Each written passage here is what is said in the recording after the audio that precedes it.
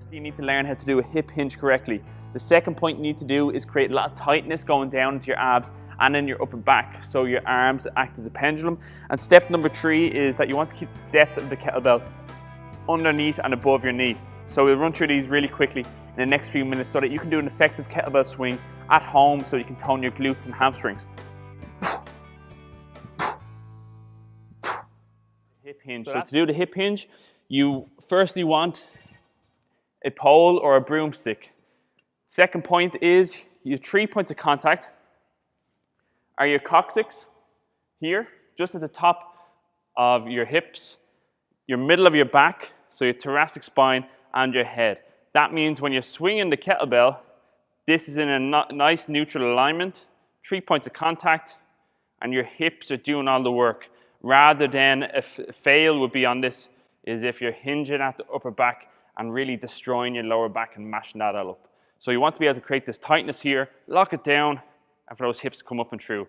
So what you want to do is first you want to start off with 2 sets of 5 reps. Just remember the number 5. That includes 5 seconds lowering. So let me demonstrate. Hand here, knee slightly bent. Spend 5 seconds with your bum going back, being very aware of those 3 points of contact. Don't be afraid to move it a little bit. Keep those 3 points. Then 5 seconds down here, followed by 5 seconds up. And squeezing those glutes at the top. So you're going to do that 5 times with 5 seconds down, 5 seconds of a hold, and then 5 seconds coming up, keeping that chest up and those eyes forward. So that's a little bit sped up. So that's the first point that you want to do, is learn how to do the hip hinge with those 3 points of contact so that you can then load your hamstrings and glutes. But step 2 is the most important point, which is being able to keep that balance, which is the tightness in your kettlebell swing. So what we mean by that is that tightness to be able to lock down here, lock your abs down, and actually be able to create that momentum through your shoulder without using your upper back, and being able to keep that brace so you keep your balance. So let's run through that really quickly now. So what piece of equipment you need, if you can get it in a gym, is just some kind of resistance band. Here we have a light one, skinny. It's all you need. It's all you need to create that bit of torque and tension pulling you forward. So connect it to something stable.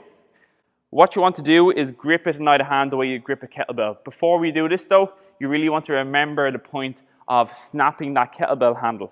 So when you hike that kettlebell back, you want to snap that kettlebell handle. So being able to snap it and keep your chest out in front throughout, so that your chest stays out and your arms act like as a pendulum. So being able to snap that kettlebell. So just remember that when you pick up the band. So moving from a 3-point hip hinge, you're going to pick up the band, either hand, snap it like you would the kettlebell handle. So take a step back, you're going to snap it. Your chest stays out in front, knees slightly bent. Keep this in around your groin area. So my chest is out in front, I'm snapping here. Come to the side a bit more. Then what I'm going to do is act as if I'm doing the 3-point hip hinge, keeping my chest in front, loading those hamstrings, and pushing down and pushing my abs down, and then bringing the hips forward. So you can imagine when the kettlebell is being swung, it's pulling up here. So you're still creating that tension down here in your upper back. So then when that kettlebell does come under, your hips are doing the motion of snapping through.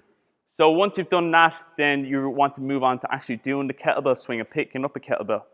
We've gone through now the 3 points of contact when you're doing the hip hinge with the pole, so that your hips are going back, nice flat back, loading the glutes and hamstrings coming through. The glutes are squeezed as we have a point down here.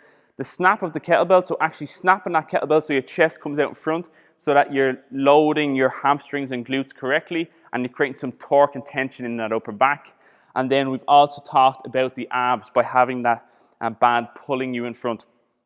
If you struggle with the snap though, and when you're actually coming up in your kettlebell swing and trying to do that snap of the hips coming through, you do want to be able to face the other way and do that same drill, except facing out. So grab the band in between the legs, bit of tension, take a good step out, knees slightly bent, chest up, snapping that kettlebell, hips coming back, knees slightly bent, forward, squeezing the glutes. So if you do that for 2 to 3 sets of 10 seconds hold, back here, 10 seconds, 10 seconds here. That's a total of 20 seconds for one set. Do that 2 or 3 times and you'll get the sensation of snapping those hips through the kettlebell so the kettlebell comes up using your glutes and hamstrings. So moving on to third point, which is the pop, and also, as it says here, cupping. So depth, number 1 is you want to keep the kettlebell above your knees. So what I mean by that is you want to keep your hands above your knees. So a bad kettlebell swing would look like this. So that's a bad kettlebell swing, which is the way a lot of people do it.